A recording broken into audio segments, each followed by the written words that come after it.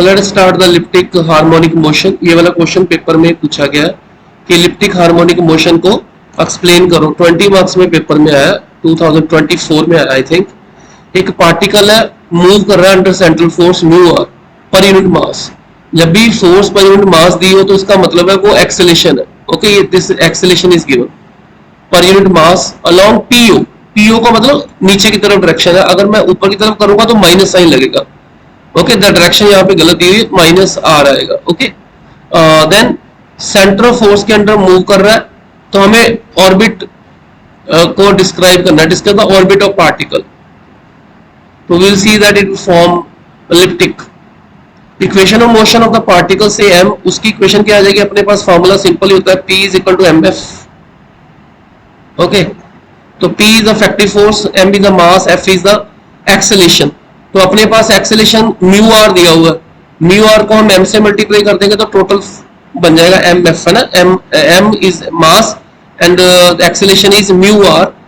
क्योंकि उसका डायरेक्शन हमने शो करना है तो यहाँ पे डायरेक्शन शो करने के लिए नीचे की तरफ माइनस आर, तो डायरेक्शन शो करने के लिए यूनिट वेक्टर लिया आर कैप। और हमें पता है कि कोई वेक्टर अगर आर दिया हुआ है तो we can write it r vector into its unit vector. Magnitude into unit vector is this one. तो यूनिट वेक्टर किसके इक्वल आ जाएगा? Unit vector will be equal to vector by r. Okay, then r m ये cancel हो जाएगा and r double dot का value mu r आ जाएगा। म्यू को हम माइनस म्यू को ओमेगा स्केल लिख देंगे जैसे हम लिखते हैं आर डबल डॉट। तो अपने पास अगर आर वेक्टर जनरली जो लिखते हैं वो एक्स आई कैप वाई जे कैप होता है, तो आर वेक्टर ये लिख दिया, डबल डॉट की वैल्यू आ गई, यहाँ सब्स्टिट्यूट कर देंगे इस इक्वेशन में आर डबल डॉट में, ये आ गया r double dot i cap y double dot j cap omega scale x i y j cap. इनको कंपेयर करोगे तो ये आ जाएगा। अब यहाँ पे ये इक्वेशन बन गई अपने पास x double dot minus omega scale x, तो ये d square x by d t square हो गया, माइनस मेगा स्केयर एक्स हो गया। इसको अगर सिंप्लीफाई करेंगे ये होमोजीनियस इक्वेशन बनेगा। होमोजीनियस इक्वेशन कैसा बनेगा? D square plus omega square into x equal to 0। तो इसकी ऑक्सिलरी इक्वेशन क्या बनेगी? D square plus omega square 0। तो सिंप्लीफाई करते हैं तो डी आएगा प्लस माइनस एयोटा ओमेगा। और एयोटा ओमेगा का मतलब हो गया कि जब भी कोई solution alpha plus iota beta type हो तो ये होता है E0 E alpha x C1 cos beta x plus C2 sine, क्योंकि हम t के रिस्पेक्ट टू डिफरेंशिएट कर रहे हैं तो यहाँ पे t आ जाएगा बीटा t। ओके, यहाँ पे भी t आ जाएगा।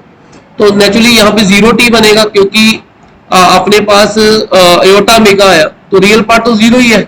तो रियल पार्ट अगर 0 है, अगर रियल पार्ट 0 तो यहाँ पे 0 आ जाएगा। यहाँ पे C1 cos omega t and C1 sin omega t, ये वाला सोल्यूशन बन गया। यानी कि पहले वाले का x का आंसर आएगा, इस वाले का सोल्यूशन जो आएगा वो आएगा A1 cos omega t A2 sin omega t। दूसरे वाले का सोल्यूशन आएगा cos omega t sin omega t, constant अलग-अलग आ गए x y।